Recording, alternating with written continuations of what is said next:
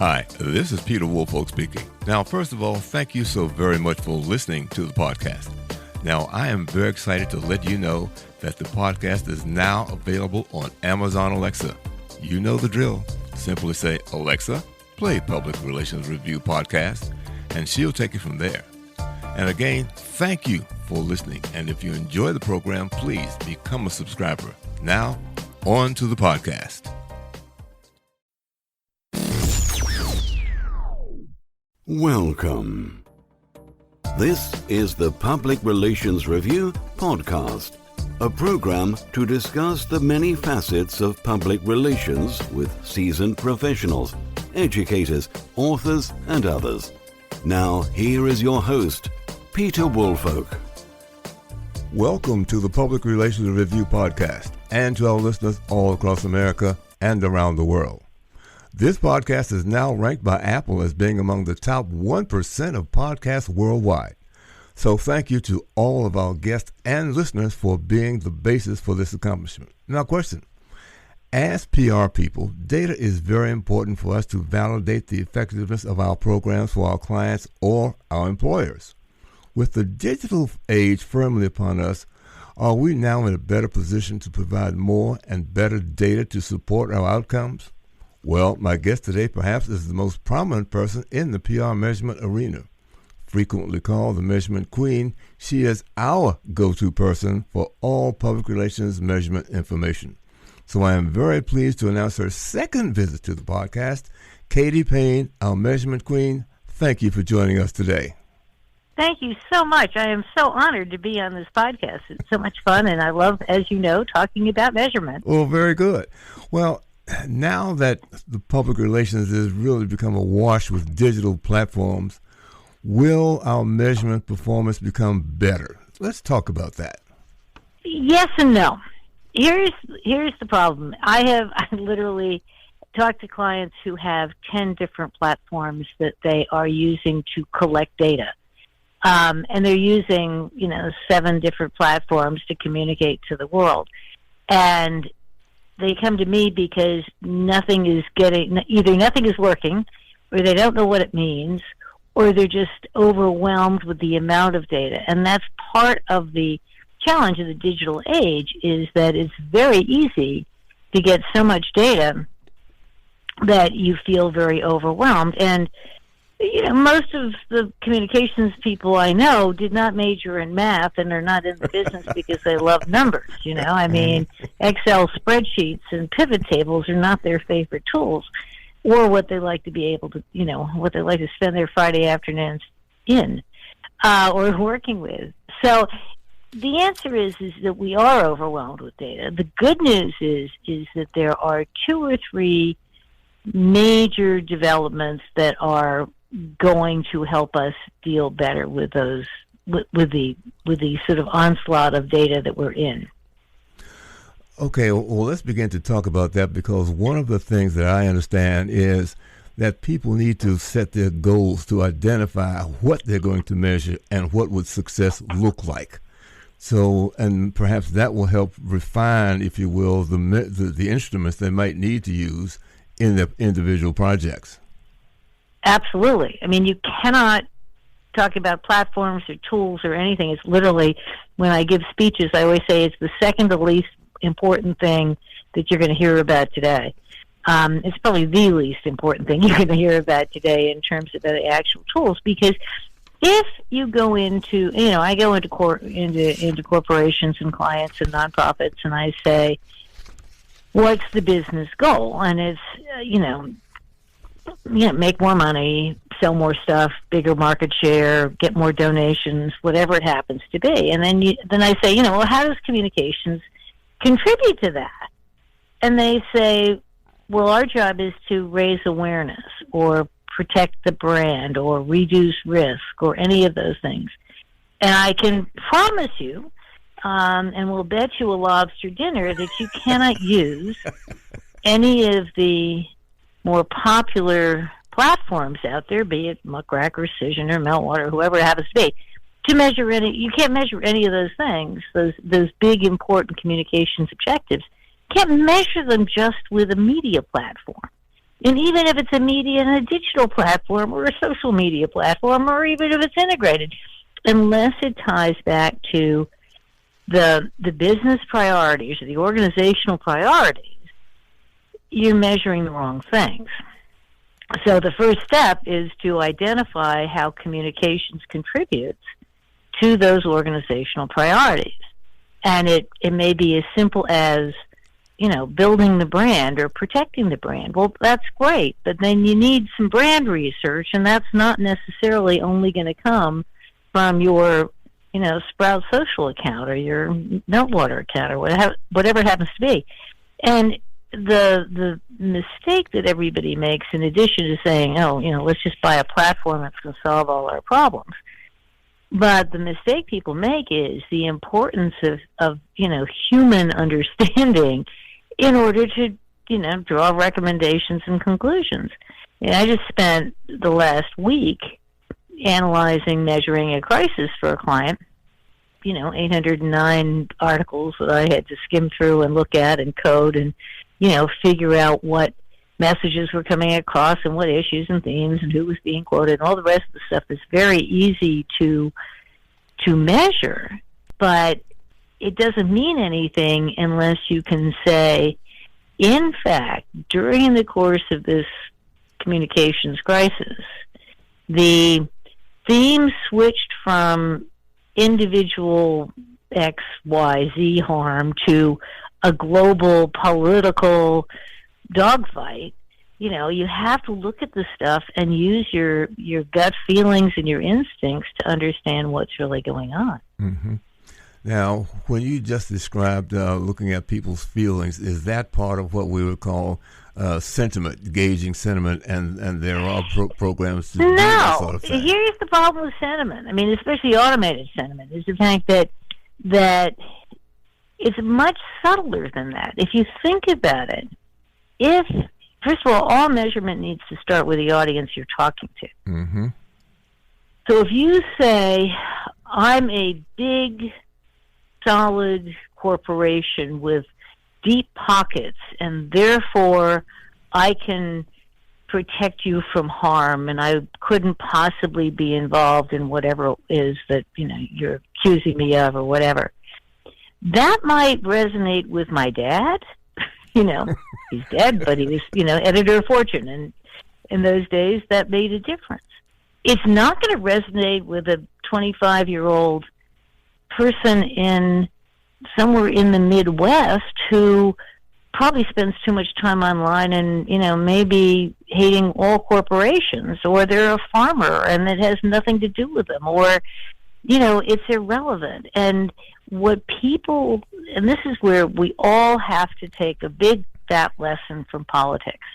What people care about are their dogs and their children and their neighbors and what happens, outside their windows and inside their cars.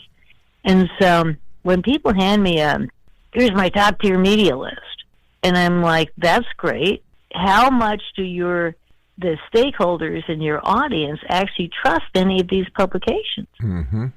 Because if you read Pew Research, right? People don't trust the New York Times and the Washington Post and the Wall Street Journal. They trust Nextdoor and their friends on Facebook and their pickleball group. And so it's all of this data is, I can a little challenging to get, chat data from pickleball groups, but you can ask people, you can still survey them and say, where do you get your information and what sources do you trust? Mm-hmm. But it's really much more, it's not about, so back to your sentiment question.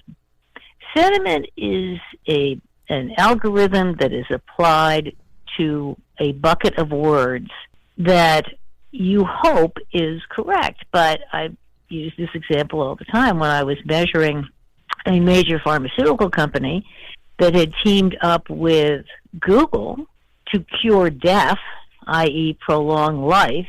But their phrase was, we're teaming up to cure death. Well, every single article came back negative because some sentiment analysis machine decided the death was negative. Mm-hmm. On the other hand, if I'm trying to prevent it, or I've saved a life and stopped somebody from dying, all of those trigger words that algorithms pop up and sort of go for, you have to go in there and fix. And so, spend a lot of time these days helping people figure out how to measure, sort of issues and crises, because that seems to be what PR is for these days. And, you're not going to get positive coverage in a crisis. And so what you're going to get is a report that says everything's negative. Well, no, not everything's negative. A lot of the stuff might be balanced. And in a crisis, that's wonderful, right? That's a 10. You get your message across once every 20 articles, and you might get a nice quote from your CEO once every 50 articles in a crisis. You're doing well. Mm-hmm.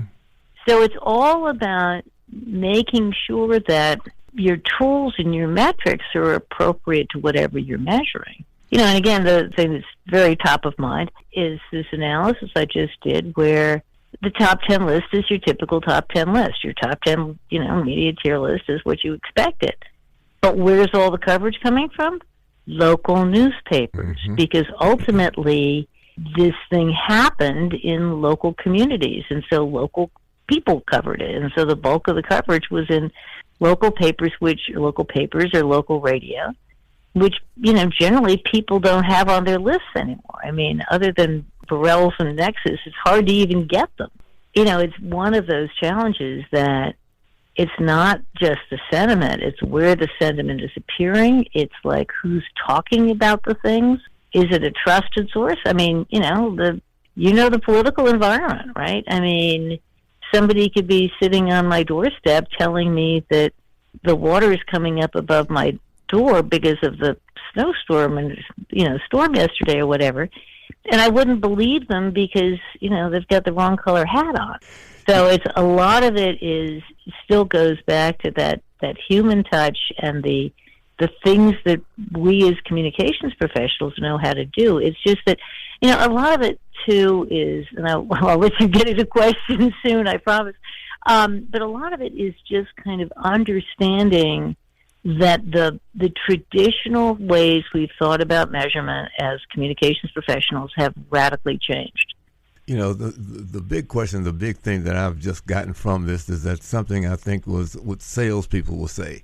If you want to know what people think, ask them. So That means you need to go directly identify who is your audience, and go directly to them rather than taking a shotgun approach to trying to ascertain how they feel, how they respond to things. But you just need to ask them directly. And that way you can be more specific in what they feel, want, need, and those sort of things. Well, the great example is Microsoft that, did some research. They've, if you think Microsoft Enterprise Software, who do you think buys it, right? I have in my mind a 50-year-old white guy who's been in the job for 20 years. Guess what? It's 30-somethings, vastly diverse. And guess what they think about when they hear Microsoft? They think it's the Xbox company. Mm-hmm. So if your audience thinks of you as a game company and you're trying to sell them enterprise software, you might need to do a little shifting of your brand. It's like, or your messages. It's absolutely, so what do people, and there's a lot of stuff out there about how the buyers are changing in Gen Z and, millennials, and everybody else is all going to be that different. Yeah, but if you haven't done a survey of your audience for the last 3 years, you have no clue what's happened. Mm-hmm. Because everything changed with COVID, for starters. And then everybody changed in the post-COVID world, too. And so what your audience feels, thinks, and believes today is nothing like what it was feeling, thinking, and believing in 2020 or 2021. And these people, I'll get on one minor soapbox. If you are doing brand studies or surveys of some sort of your customers only once every 2 years, you are wasting every single penny you're spending on it. Things happen faster than that, and what you should do is be doing it every quarter if you can afford it. Do a small survey every quarter, or at least do a decent, sizable study every 6 months so that you know what's going on, what are the trends, and where people are getting information. Mm-hmm. The other big thing is you can also, with all this digital stuff, it is a lot easier to at least, depending upon what systems you have and depending upon, what marketing tools you happen to be using. But it is a lot easier to figure out what your audience is doing. And if you have a database of customers, it's pretty easy to figure out how often they go to your website or how often they visit your catalog or whatever it happens to be. I mean, there's a lot more of that kind of data around that we didn't used to have. And I'm not dismissing that at all. You have to ask them, but you could also look at their behavior if you have a lot of customers, or if you have a online store or anything. People were saying to me the other day, well, what am I going to learn from looking at my website traffic? I'm like, how about if they're coming in from, I don't know, social media, a referral from, some publication or a speech that you did. It's like, yeah, you can learn a lot from some of this digital data that's out there if you use it correctly. And, that's the thing I was going to focus on, because measurement also depends upon what your project is or what it is you're trying to measure. Click-throughs, how many people have gone to the website, how many people responded to our email outreach or newsletter, those kind of things. So that portion of it, again, I guess has to be defined clearly, and that will help identify what the tools are that can be more specific and accurate in terms of getting that data. Yeah, it's what I call the acceptable. You have to find the acceptable proxies, right? So I'm not going to necessarily know if somebody comes to my website from just totally randomly and wanders around and eventually ends up buying an ebook from me or a class from me. I'm going to know where that person came from if it's in MailChimp, if I put a tag on it in when I put it out there. If I put it on LinkedIn, I know where they're coming from. And I know that they're reading it, and then I know where they're going. I can figure out what they're doing on my site, and I can create an event, a goal conversion in Google Analytics, and get, know exactly how much that post in LinkedIn, brought in terms of revenue. So there's ways today that earned media can, in fact, track their digital footprints. The big thing is you have to get agreement from your senior leadership and your bosses and everybody else who's going to see your metrics that this is the acceptable proxy. I mean, I one of the most eye-opening conversations I had was with a bank, a government bank, and their goal in life was to be the most credible source of financial information. And I said, great, we can measure that. And they said, how can you measure that? Obviously you could do a survey and find out if they find them credible. But I said, what else indicates is sort of an indicator that somebody might find your content, your financial information credible? And they thought about it for a minute, and they said, oh, well, obviously if they follow us on social media, they must find us credible. And if they download this white paper that we just wrote, that's a sign of credibility, because obviously they seem to think it's important enough. And if they read to the bottom, or they watch all of our videos, or if they consume all of our content in its entirety, they're not going to be wasting time if they don't find us credible. So those are all indicators of credibility. So one way to measure things would be to survey their audience and say, do you find us credible? Another way is to say, okay, here are people doing these things. If those downloads or whatever they happen to be go up, must mean that more people are finding you credible.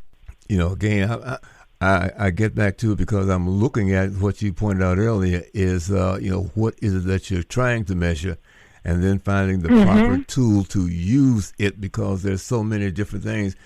Corporate reputation, for instance, is another one. Boeing is having a heck of a time out there now. And I don't think it's too difficult for them to measure, but, they made some missteps a long time ago, but never made any preparations or took that serious action to correct it. And internally, the people are continuing because they find out that some internal measurements or activities have not been applied because they're still having problems. So people have to look at exactly what it is and what process, and maybe also even who's doing the measurement, because if some folks don't know how to do it, the fact that they're trying to do it, again, comes up with the same result, which is not good. Well, some of the smartest people that I've ever worked with, have been I'm not saying they did, but they may have been doing measurement all wrong for quite a while. That's kind of why I talk to them. It's why they come to me, is that they've been measuring one way because that's the way their predecessor did it, and that's the way everybody's always done it. And guess what? Maybe it's not the best way to measure in 2024. Mm-hmm. It might have been the best. This is the other problem, is it might have been the best way to measure things, in 1919, but not necessarily today. We haven't said the AI word yet, but that's another thing that is going to radically change things very quickly, is that you're going to be able to put, and I've seen this done, you're going to be able to put all your content into Gemini or ChatGPT-4 and say, analyze this. Mm-hmm. Tell me how often this guy was quoted. Tell me how many times this phrase appeared. Tell me what the gist of it is, and you'll get an answer. That's the other advantage of having everything be digitized these days. You couldn't do that with the old New York Times print copies, So. Well, and again, it's I guess it's a combination of knowing exactly what it is you want to measure, then knowing that you identify the proper tools to measure it, and also find competent people to know how to use those tools. So I think it's a combination of all three of those things. So people first have to say, well, what are we trying to find out here? And then, the best way of doing it to getting the results that we feel will accurately give us the information we're looking for. Yeah, that's exactly it. And the truth is the fact that a lot of communications departments in larger corporations these days are hiring data analysts. They're not. They've decided that it's easier to teach a data analyst about PR than it is to teach a PR person how to analyze data. All right, I've noticed that happening. Yeah. And it's funny because I get the request. I'm like, do you know anybody who can do this? I'm like, there's a bunch of students out there, but they're not in the communications department. Mm-hmm. They are in the, they're graduating from data analytics and math and IT and places like that. They're not going to be in the communication schools. I did an interview probably sometime late last year with a professor. I think it was from the University of Utah. And what they looked at was how some companies are using the terms that they use data in their everyday operations. And how they measured that was they looked at where this information was coming from, and then looked at the companies. And what they found out was that there are some companies, yes, we actually do have a data person here, and we use it, and so forth and so on. And there are a few other companies that just say that we use data to do A, B, C, and D. So somehow you've got to find out who knows what they're doing. So from the PR firm, yes, I think what you've just said, we have someone on staff who knows how to do it. That's what they do, so we can be sure that we're accurate and can give you accurate information and results about the projects we're involved in. Yeah. Oh, trust me. I love it when there's a data person in the room. It's like, oh, you actually know how to analyze data. And it does. I think it's the reason why, McMaster University years ago had a combined program with the business school and the communication school at Syracuse. And I was like, that's brilliant, because you understand business, you understand how to analyze data, and you understand how to communicate. You're the perfect employee. Well, and that, no question, is very, very important. I use data here because obviously I look at how many people download the individual episodes. Yeah. And over the year, did my downloads increase over the past year? And most of the time, the answer to that is yes. What I also know is that somewhere between 60 and 70% of my audience are female. I have to, how do I address that? One is that I have female guests to have them on. Yeah. But it's also content. So I do use it. I might not go as deep because, there's only so much I can do. I can have people on to talk about certain topics and, go from there. But at least I have some data to decide, am I doing the right thing the right way? Exactly. exactly. Well, I tell you, this has, now what is it, I think, that as you think about PR people, that where we make the biggest mistake in measuring stuff? Have you run across anything like that yet? Yep. The biggest thing is, well, it's kind of combined. One is being convinced that getting a placement is the equivalent of success. Because just because something gets placed, it does not necessarily mean that anybody in your target audience sees it or cares about it. Okay, right. I got you. That's the first thing that makes it crazy. Mm-hmm. And too many agencies in particular suffer from that because they think they're getting paid to do placements, and they're not. They're getting paid to get messages out to a target audience on a particular topic. And so it's adding those qualifying factors, as in, did you reach the target audience with the right message at the right time? Mm-hmm. That's success.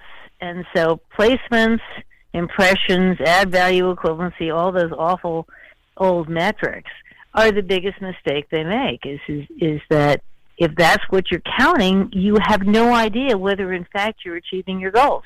And I think that's something that needs to be clarified. Then those agencies need to make sure that how we're measuring that audience to make sure our message got through, or did it get through? And if not, what was missing in the delivery of it or the content of it? Yeah, one of the easiest fixes for that is to throw out the concept of placements and looking at what percentage of all your coverage appeared in your top tier media. Mm-hmm.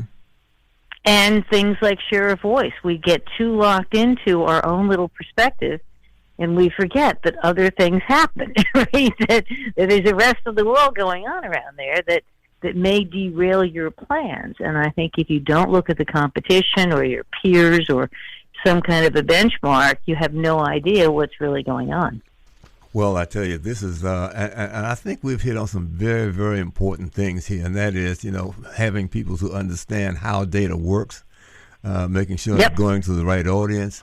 How do we ascertain if the results are what we wanted to, and if not, why not? Those kinds of things have to take place to make sure that data is actually serving the purpose that it was designed to serve. Yeah, I think I'm going to add one thing to that, which is I think the mistake that a lot of people make is to think that the answers are in a tool, whether again, muck rack, meltwater, Cision, Sprout, whatever it happens to be. If you think that tool is going to do that thing for you, you are very mistaken. Mm-hmm. Because there's a reason why I break up my measurement course into 8 sessions over, hour and a half over 8 weeks, is because that's what communications measurement is all about. You can't just look at one aspect of it being, I get stuff out there, right? It's, you may have to do surveys. You have to look at your Google Analytics. You need to be looking at combining different pieces of data. So you look at your Google Analytics over time and you see, well, did that press tour do anything? Did that press release do anything? Did it drive people to my website? Did more people download? All of those things are braided together today. That's what the sort of bottom line of your digital world is that you've got all these different pieces of data, and you've got to braid them together so that they reflect your actual goals. Well, so you're measuring against what you're supposed to be doing. Mm-hmm. That's the target right there. That is exactly it. That's what the problem is most people don't measure against what the actual goals are, or they're too vague. That's the other thing.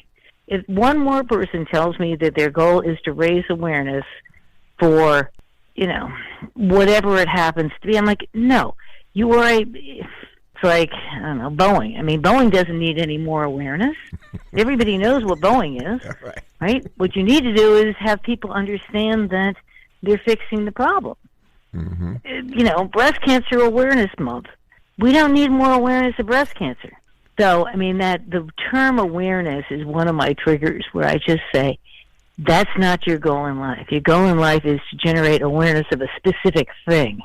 I mean, sure, if you're launching a product, you probably want everybody to know the brand, but you also want them to know what it does. Right. What are the benefits? Well, Katie, as always, it is a joy to talk to you, because not only are you enjoyable to talk to, but the information you deliver is so specific. It really helps people understand and think about what it is that they're trying to do, and maybe how to better improve what it is that they want to get out of the exercise. Thank you. Thank you for doing this podcast for the same reason. You really are helping people understand aspects of the business that aren't necessarily touched upon that often. So, well, as always, I appreciate it. And any closing remarks you have?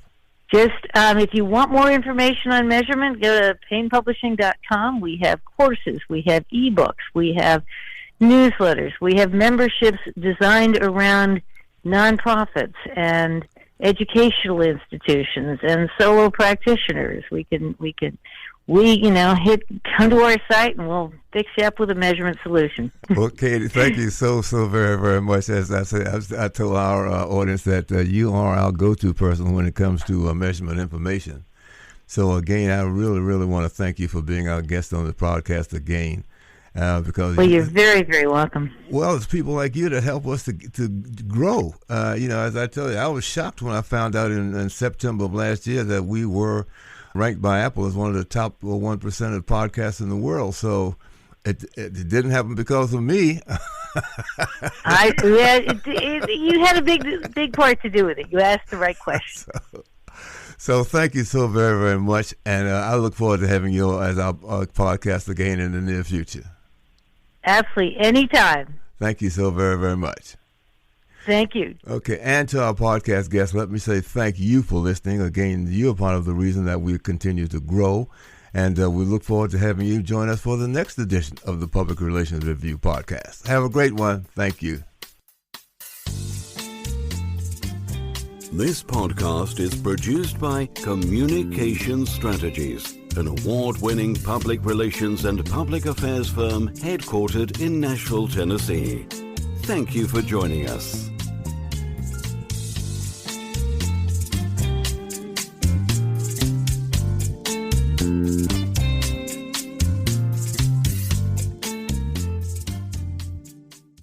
Hello, this is Peter Woolfolk. First, let me say thank you so much for being a listener. Now, I want to alert you to our shiny new podcast website located at podpage.com. However, you can go directly to the podcast site located at publicrelationsreviewpodcast.com. There, you can contact me through email. You can leave a voice message. You can leave a review. You can read an episode blog and frequently learn about the podcast guests. You might also want to suggest podcast topic ideas or even suggest a guest. You can also let me know if you would like to receive our podcast listener logo that you can post on your social media. So I look forward to hearing from you about our new podcast website. Thank you so much for listening to the Public Relations Review podcast, and have a great day.